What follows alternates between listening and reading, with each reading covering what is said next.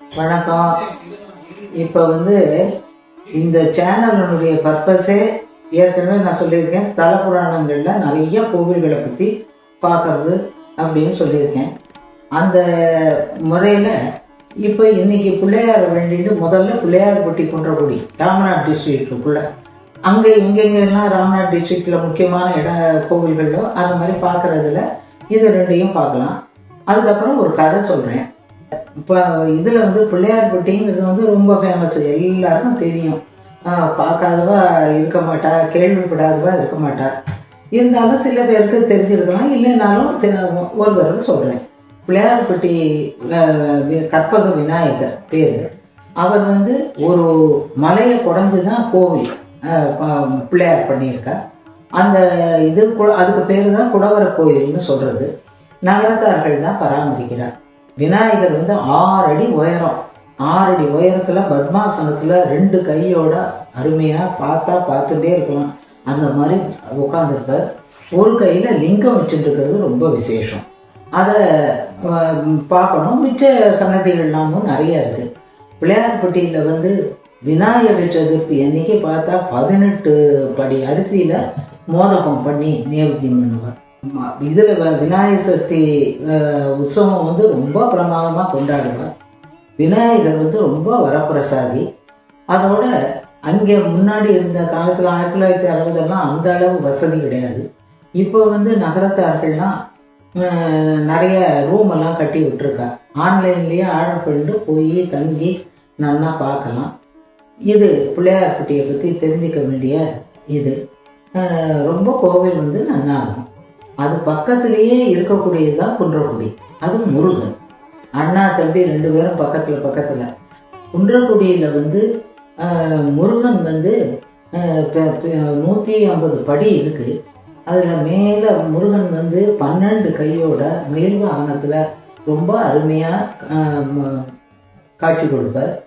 அந்த மலையே மயில் தான்னு சொல்கிறார். என்னென்னா மயில் ஒரு தடவை சாபப்பட்டு அங்கே தபஸ் பண்ணின போது மலையா ஆச்சு அப்படின்னு சொல்கிறார். அதனால மலையே மயில் தான். அந்த குன்றக்குடியிலையும் பங்குனி உத்தரங்கள்லாம் ரொம்ப நல்லா இருக்கும். பார்த்துருக்கோம். நிறைய காவடிகள். அந்த உற்சவமே அவ்வளோ நாள் கொண்டாடுவார். ரொம்ப நல்லா இருக்கும். இதெல்லாம் நாங்கள் ஒவ்வொரு வருஷமும் அந்த உற்சவத்தன்னைக்கு அங்கே கீழ்ச்சொல்பட்டியிலேருந்து காரைக்குடியிலேருந்தெல்லாம் நடந்தே வந்துடுவா. அவ்வளோ கூட்டம் வரும். இது குன்றக்குடியை பற்றி தெரிஞ்சிருக்க வேண்டியது. முருகன் நிறைய இதெல்லாம் கஷ்டங்களை தீர்த்து வைப்பார். ரொம்ப வரப்பிரசாதி. இதுவும் அந்த பக்கம் போகிற மாதிரி சான்ஸ் யாருக்கு கிடைக்கிறதோ அவன் மிஸ் பண்ணாமல் இது ரெண்டையும் பார்க்கலாம். அப்புறம் இப்போ நான் ஒரு கதை சொல்ல போகிறேன்.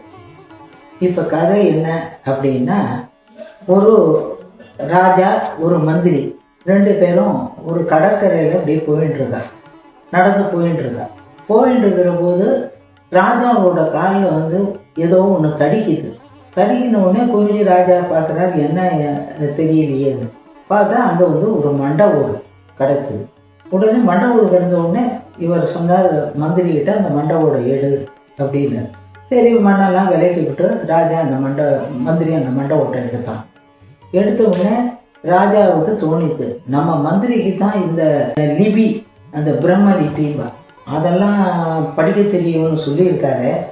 பார்க்கலாம், இதை டெஸ்ட் பண்ணி பார்க்கணும்னு சொல்லிட்டு அதை எடுத்துன்னு வான்னு சொல்லிட்டு அரண்மனைக்கு வந்துட்டார். மறுநாள் அன்னைக்கு அரண்மனையில் எல்லாரையும் கூப்பிட்டு ஒரு பெரிய இது போட்டு மேடை மாதிரி போட்டு அதில் பட்டு துணியெல்லாம் விரித்து இந்த மண்டவோட நல்லா க்ளீன் பண்ணி எல்லாம் சுத்தம் பண்ணி அங்கே கொண்டு வைக்க சொன்னார். அதே மாதிரி வச்சுட்டார். வச்ச உடனே ராஜா சொன்னார் மந்திரியை கூப்பிட்டு, உனக்கு தான் தெரியும் இல்லையோ, லிபியெல்லாம் படிக்க தெரியும் இல்லையோ உனக்கு, அதில் என்ன எழுதி இருக்குங்கிறத படினார். உடனே மந்திரி அந்த மண்டபத்தில் என்ன எழுதி இருக்குன்னு படித்தா அதில் இருக்குது ஒரு ஸ்லோகம் இருக்குது. அது என்ன அப்படின்னா, ஜென்மத்தக பிறந்ததுலேருந்தே தரித்திரம், ரொம்ப ஏழ்மையில் இருப்பான். தசவர்ஷாணி பந்தன, அதாவது 10 வருஷம் அவன் போய் ஜெயிலில் இருப்பான். அது சமுத்திர தீரே மரணம், சமுத்திர கரையில் செத்து போவான். கிஞ்சித் போகம் பவிஷ்யதி, எதிர்காலத்தில் அவனுக்கு கொஞ்சம் அதிர்ஷ்டம் அப்படின்னு போட்டிருந்தது. இப்போ ராஜா கேட்டார் என் மந்திரி கிட்ட, இது என்னது கொஞ்சம் கூட பொருத்தம் இல்லையே அப்படின்னு. அங்கே இருக்கக்கூடிய ஜனங்களும் சொன்னால் இந்த மாதிரி ஜெயிலேருந்து வந்தான் 10 வருஷம் அதுதான் செத்து போனது உண்மைதான், ரொம்ப ஏழை எல்லாம் சொல்லணும். அப்போ இப்போ ராஜா சொன்னார் அவன் தரித்திரமாக இருந்திருக்காங்கிறது உண்மை, 10 வருஷம் ஜெயிலில் இருந்திருக்காங்கிறதும் கரெக்டு. அதுக்கப்புறம் சமுதிர கரையில் தான் அவன் செத்து போயிருக்கணும், ஏன்னா மண்டவோடு அங்கே தான் கிடக்கிறது. இதெல்லாம் முடிஞ்சு அவன் செத்தே போனதுக்கப்புறம் கிஞ்சித் போகம் பவிஷ்யதின்னா அவனுக்கு எதிர்காலத்தில் கொஞ்சம் போகம் அதிர்ஷ்டம் இருக்குது அப்படின்னா இது என்னது அது என்னன்னு கேட்டான். அப்போ ராஜா கேட்ட உடனே மந்திரி சொன்னார், இதெல்லாம் நடந்தது, எத்தனையோ பேர் சாகிறா, எவ்வளவோ பேர் இது பண்ணுறா, எத்தனையோ மண்டவோடு எங்கெங்கேயோ கிடக்கிறது. இந்த குறிப்பிட்ட மண்டவோடு ராஜா காலில் இடித்ததுனால ராஜா என்ன பண்ணார், அதை எடுத்துன்னு வந்து அதை சுத்தம் பண்ணி இப்போ ஒரு பட்டு துணி, அத்தனை ராஜ்யசபையில் ஒரு பெரிய மேடையில் பட்டு துணி விரித்து அதில் அந்த மண்டவோட வச்சு இப்போ விளக்கம் கேட்குறேன் நீங்கள்.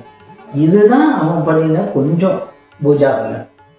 எல்லா மண்டவோடுக்கும் இது கிடைக்கிறது இல்லையே அப்படின்னு சொன்னார். சொன்ன உடனே ராஜா வந்து ஆமாம் இது கரெக்டு தான் அப்படின்னு தெரிஞ்சுட்டார். அதனால் பிரம்மலிபி, பிரம்மன் எழுதின எழுத்து அப்படிங்கிறது அது கரெக்டாக தான் நடந்துன்னு வருது. நம்ம வந்து அதை வந்து ஏதோ நம்மளால் அது நம்ம பாவா பண்ணிட்டா இவா பண்ணிட்டா யாரும் எதுவும் பண்ணலை. நம்மளுடைய லிபி நம்மளை தொடர்ந்துட்டே வருது. நம்ம என்ன முன்னாடி கொடுத்தோமோ அதை பின்னாடி அறுவடை பண்ணுறோம், அவ்வளோதான். இதுதான் இன்னைக்கு சொன்ன கதை. இதோட முடிச்சுக்கிறேன். அடுத்த எபிசோட்ல இன்னும் கோவில்களெல்லாம் பற்றி பார்க்கலாம். நமஸ்காரம்.